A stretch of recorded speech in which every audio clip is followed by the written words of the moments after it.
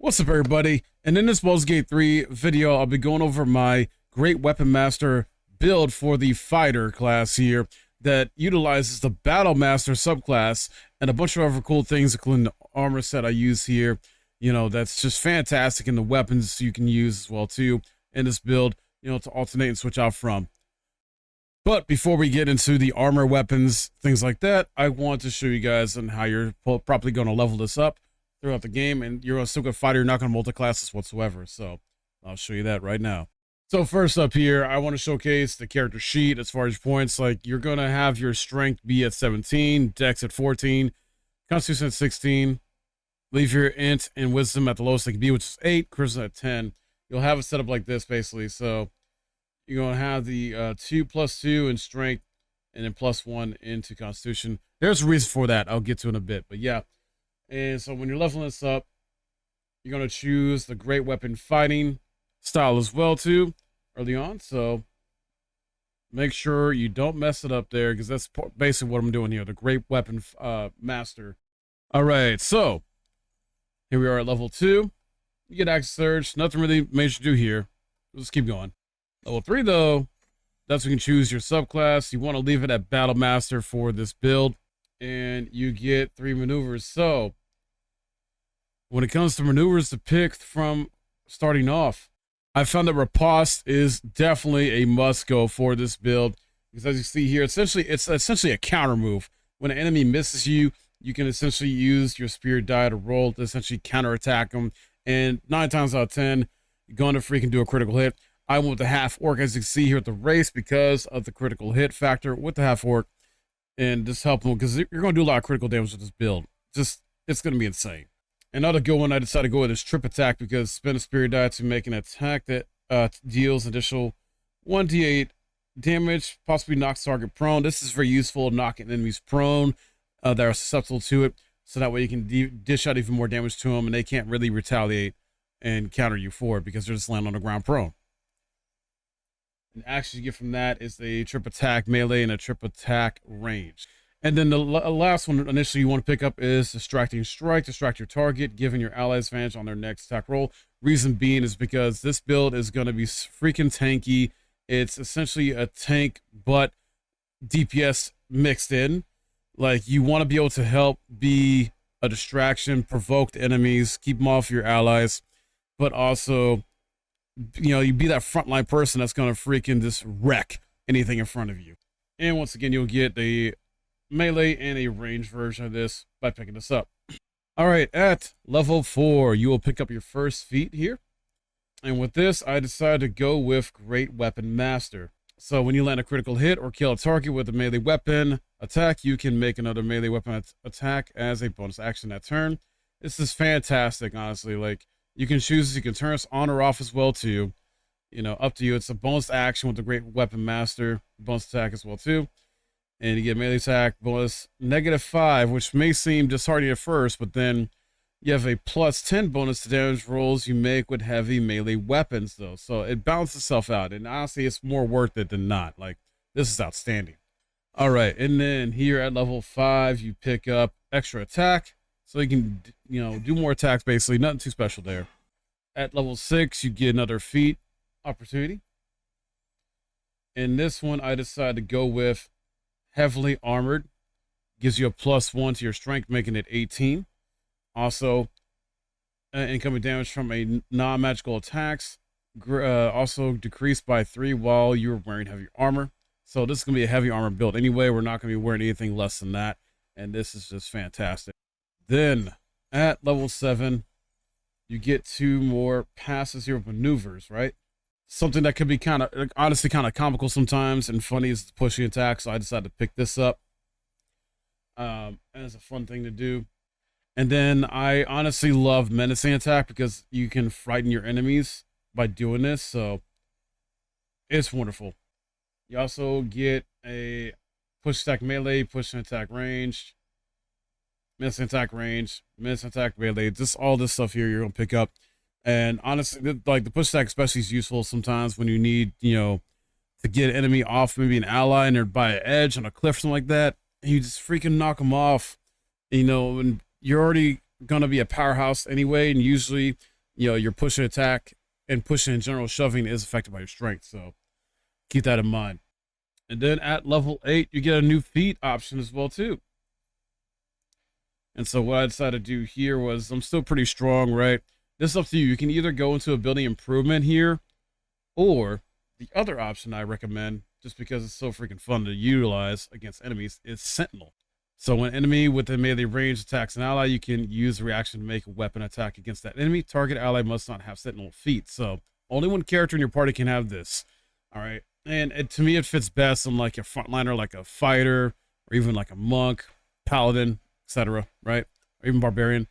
But yeah, this works really well, especially when you get to this part of the level in the game, and any enemies trying to, if you're near an ally and they try to go melee your ally, you're gonna 9 times out of 10 hit them with this.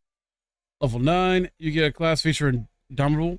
You become endurable as an iron golem. Whenever you fail a saving throw, you can roll again, use a new result instead. So it's very useful, very freaking useful.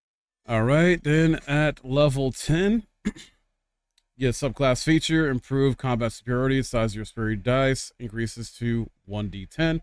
You also gain 2 more maneuver passives here. Now this can have a bit more of a free range of what you want to do here. Just because I feel like the majority of ones I've already picked are kind of like the mainstays in my opinion. You can go for precision attack if you want. You can spend a security die to add to result to attack roll, which often is very useful if you want to go that route. It helps out a lot. You can go sweep and attack if you want as well too. If you want to utilize this, up to you. Or another good one I would say is the summary attack. Spend a spirit die to make an attack that deals additional 1d10 damage, possibly forces the target to drop the weapon they are holding. This can be helpful too in certain situations that you're going against targets with their freaking weapon that's disarmed, and they got to spend like a turn to pick it back up so they don't attack you or an ally. You can rally, expend spirit die to grant an ally 8 temporary hit points. This is maybe good early game, but not so much to me, in my opinion, late game. So I just don't even bother with it, honestly, at all, but up to you. But I'm going to go with the sweep and attack here with precision attack, because with a frontliner type person like this, in class, you're going to be dealing with at least 2 enemies, if not more, a lot of times. So sweep attack is really good. And then precision attack too, to help you guarantee and hit on your attack rolls as well too. All right, then at level 11, get class feature improved extra attack. So basically make 2 additional attacks after attacking with your main hand weapon. Very, very useful and fun. And then finally at level 12, you get another feat. I know, it's crazy, right? Even more. And this is where I would say definitely, if nothing else, go for the ability improvement. That way you get your strength maxed out to 20. So you're doing the max amount of damage that you can with your strength on enemies. Like I said, you can either do this prior, like last time you get a feat, or wait till, level 12. But either way, you want to get this maxed out. Okay, so now when it comes to the gear, weapons, things like that, let's get into the nitty gritty here. So as you can see here, I got the Everburn Blade. This is going to be an early game weapon you can pick up, honestly, like within like the prologue first few bit, if you can defeat that difficult demon. Just gotta be smart about that, honestly. And to me, this is really good for fighters as well as barbarians too. But yeah, you can use this blade for the majority, I would say, of the playthrough. I would say I'll play to like level 9 or so, like level 9 or 10, and then you'll eventually want to swap it out for this bad boy.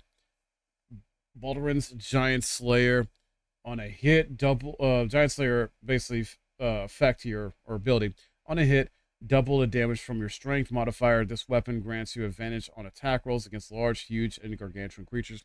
This is super freaking useful, especially against those creatures, because like regular normal sized enemies, you're already gonna just wreck, and sometimes the bigger enemies are tough and got a high health pool. So this to me is such a fantastic weapon to have late game, or whatever you just able to get. And plus it has a class action of giant form where you can make yourself go giant as well too, so that way you're doing even more damage with it and just have more fun just decimating enemies with this thing. And it does 17 to 27 damage, but obviously your damage is going to scale off of what your strength is too, so keep that in mind. This is kind of optional. I just usually always have my characters with ranged weapons, so I decided to give him this bow. Gaunter Maul.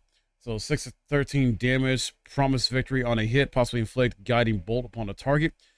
And then the other ability here, Gaunter Maul, glowing this object shines with a glowing light in a radius of 6 meters. So that, in a sense, that kind of helps in a way, because I mean, I don't believe half orc has dark vision. But yeah. You got Celestial Haste as well. You can use them there as another like sort of magic skill that will help you out situations. This is kind of optional though. If you feel like you want to use something different from this, you can by all means. All right, then the headpiece, we got Servox Horned Helmet. It has Deathbringer's Sight. You gain dark vision up to a range of 3 meters or 15 if you already have it. Number you need to roll a critical hit while attacking is reduced by 1. This effect can stack. That is such a great thing, because half orc already, you know, is a crit type character where I believe he gets a like reduced amount as far as when he needs to roll for a critical hit anyway. This helps with that even more so you're even doing more critical hits on enemies. Dauntless as well, you can't be frightened and cannot be afflicted with other emotions altering conditions. Super useful, especially late game. Super freaking useful with this helmet. Now, if you want to swap this out for certain encounters, fights, stuff like that, then the other option I recommend is Helm of Baldur. Baldur's Vitality, the helmet heals you 2 hit points at the beginning of every turn. So this is going to help, you know, keep you alive longer, help with the, you know, tankiness, survivability. Baldur's Favor, you have a +1 bonus to armor class and saving throws. And then you get stun immunity as well. You can't be stunned. Very useful. Attackers can't land critical hits on the wearer. Probably the best thing about this, honestly, is the fact that it has that, where attackers cannot land any critical hits on you. So it is a medium armor headpiece, but yeah, I would say it's like an alternative headpiece. This is a great one. And then when it comes to the cape, this one with Flesh Melter Cloak just kind of adds some more damage here with 1 to 4 acid damage with a caustic reprisal. So very useful, because you want to do as much damage as possible. And then for the chest piece, I got Hell Dusk Armor, get AC of 21, and it has some cool abilities here, buffs here, it's like that. So Hell Dusk Armor, you are considered proficient with this armor while wearing it. Infernal Retribution, when you succeed a saving throw, the caster receives burning for 3 turns. And then Prime Aegis of Fire, you have resistance to fire damage and cannot be burned. You take 3 less damage from all sources. All sources. Like, that's incredible. Just like, that's the best thing. This also has the ability Fly put into it. So that way, if you want to go Superman some stuff and get to places, you know, a bit better, you can use that. Now, as an alternative here, that's, I would say, a good alternative if you didn't want, depending on the situation you're in, depending on the fights. I would say Armor of Persistence is another good option to go with. You got Magical Plate, all incoming damage is reduced by 2. Legendary Persistence, you gain resistance in Blade Ward. And then you get disadvantage on stealth checks, but that's fine. Not a big deal. But like, this is, you know, maybe not as good overall as the current armor I have on, like with Hell Dust, but both of these are fantastic in their own right. And then you got Gauntlets of Hill Giant Strength as for your hands. Strength saving throws +1, set the wearer's strength to 23. The enchantment has no effect if the strength scores higher without it. So just keep that in mind. Hence why you see the strength stat 23 right here. I'll get into why constitutes 23 in a bit. But yeah, look at this though. Like, you get +11 for saving throws, +6 from strength, +4 from proficiency, and then +1 from Gauntlets of Hill Giant Strength. Like, these gauntlets are just made for a strength build anyway, and for fighters and similar classes. So now I know we have the armor piece that lets you fly, but as far as shoes go, I mean, this is not required. This is optional too if you want to keep these on this class or not, or swap them out for something else. But I got Swarovski shoes. I probably said that wrong. Sorry. Refined vaulting jump distance is increased by 1.5 meters +1 to acrobatics. So that's good too, especially if you don't want to always fly. Plus, you'll get these sooner than you get the freaking armor piece that allows you to use fly anyway. So that's why I kept it on them. Jewelry. Amulet of Greater Health. Set the wearer's constitution score to 23. The enchantment has no effect if the constitution score is higher without it. Manage a constitution saving throw check. So, like I said, this is supposed to be a tanky, beefy boy type of build. Great weapon master build. you're dishing out a lot of damage while having a lot of health and survivability at the same time, and plus trying to, you know, provoke and keep the attention of the enemies as well too, off your allies, and be able to, you know, just wreck while you do so. So that's why that's on there. I honestly, I love this. I love this for like tanky type builds. Ring of Free Action. Unwavering. You ignore the effects of difficult terrain and cannot be paralyzed or restrained. This is fantastic because, you know, being a fighter, use your frontline person. I'll recommend this on like Barbarian, Paladin, and Monk as well too, or other similar classes that where if you're like a frontline person or not, you can just, you know, ignore those difficult terrain crap, get through it so you can move in and out quickly, so you can essentially help an ally quicker, defeat an enemy faster, things like that. Then lastly, I put Ring of Regeneration on here. Combat regeneration at the beginning of your turn. The ring activates and heals you for 1 to 4 hit points. Once again, help with that survivability and just keep you alive better, and just, you know, got to keep your health up, honestly. So yeah, you, like I said, you're going to keep everything low here. You got Dex at 14 because, you know, you still, at least I would say on most of the builds that you want to do for characters, I would say keep Dex at 14, so at least that helps with, you know, when you go in the turn rotation and fights. You want to go as early as possible in fights. So for this, I would say 14 is pretty good. And you're not like worried about doing talking about, just why Chris is at 10. You're not using any magic outside of like, well, or besides, I should say, what equipment gives you to utilize, but outside of, you're not really using any type of spells or anything like that. So you're good there. And that is it for this build, guys. I hope it was helpful to you, and, you know, you learned something from this. Show you something cool with this. If you enjoyed this, please drop a like, subscribe if you're new. Let me know your thoughts in the comments below. Is this something you've been trying out as well too? Let me know what kind of fighter builds you've been doing too. Are you still playing Baldur's Gate 3? Because I feel like this game still has high replay value. You know, the devs keep giving us amazing updates too that fix a lot of stuff and adds more content to the game for free. And it's just incredible. And I love how these builds are so vast and can be different, because no fighter is the same, no class is the same. You can multi-class yet. I still haven't done multi-class builds yet, so I'm trying to stick to like the solo single class builds for the time being. And this, give me some time because this game is long. It takes a while. I'm still working on more builds for it, so stay tuned for that. My name's Mike. Thanks for watching.